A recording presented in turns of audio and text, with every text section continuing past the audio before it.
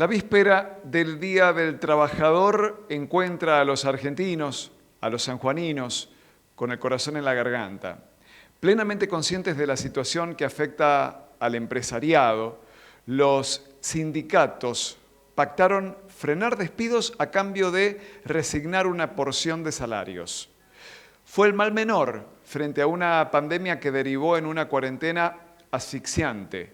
Fue un alto costo a cambio de cuidar la vida humana. La parálisis tiene números oficiales publicados por el Comité de Evaluación y Monitoreo del Programa de Asistencia al Trabajo y la Producción. Según estos datos nacionales, la mayoría de las ramas de la economía terminó con bajas y algunos sectores en estado terminal. Esto se combinó con una inflación interanual estimada en torno del 50%.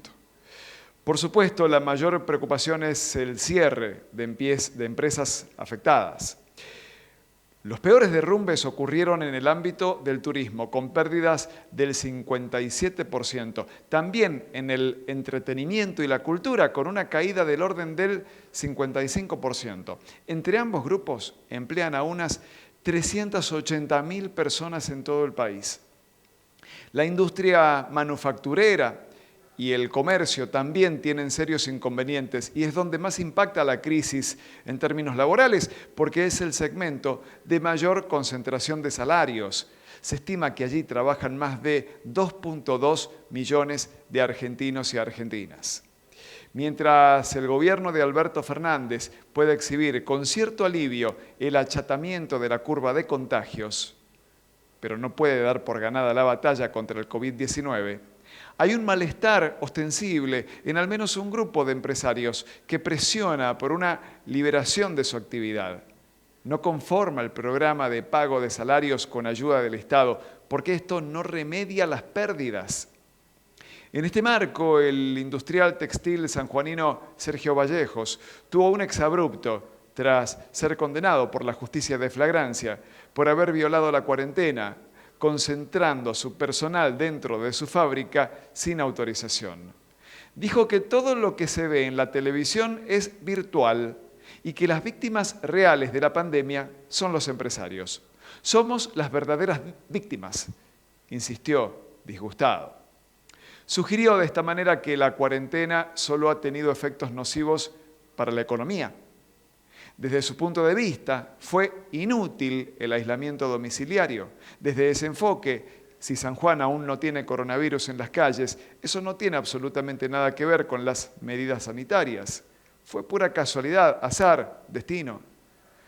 Como no hay camas repletas de infectados, como no hay fosas comunes, entonces se está pagando un sacrificio económico para sostener un relato de ficción. Claramente la furia del momento le habrá nublado el pensamiento al empresario Vallejos. Hay sobradas pruebas para entender que sin cuarentena la realidad sería muy diferente. Está el ejemplo de otras naciones de Latinoamérica donde no hubo las restricciones argentinas y se dispararon los contagios y los fallecidos. En esos países también, de yapa, terminó dañada la economía porque sin gente sana, no hay fuerza de producción. En paralelo, un grupo de comerciantes prepara un bocinazo este jueves en los alrededores de la Plaza 25 de Mayo contra la inoperancia del gobierno, textual. Detrás de la calificación, lo que están exigiendo es la apertura total de la actividad. Resulta entendible la desesperación, pero hoy más que nunca cabe reiterar que solamente la cuarentena puso a San Juan en una posición de privilegio. Es una de las 3 provincias argentinas que solo tuvieron casos importados y que no existieron más contagios. Las otras 2 son La Pampa y Chubut. La flexibilidad de la cuarentena administrada llegará antes a San Juan que a otros grandes conglomerados urbanos, ciertamente más comprometidos.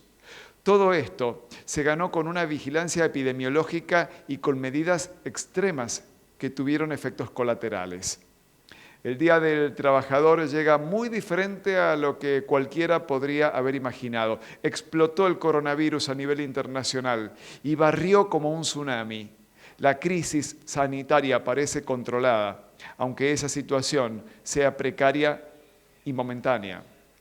Frente al achatamiento de la curva de contagios, aparece con urgencia la reactivación económica, porque sin producción no hay empleo, sin empleo no hay salarios, sin salarios no hay consumo y sin consumo la producción termina ociosa. Este 1 de mayo, más que nunca, habrá que ajustarse el barbijo, arremangarse y volver a empezar. Esto también pasará. Jaque mate.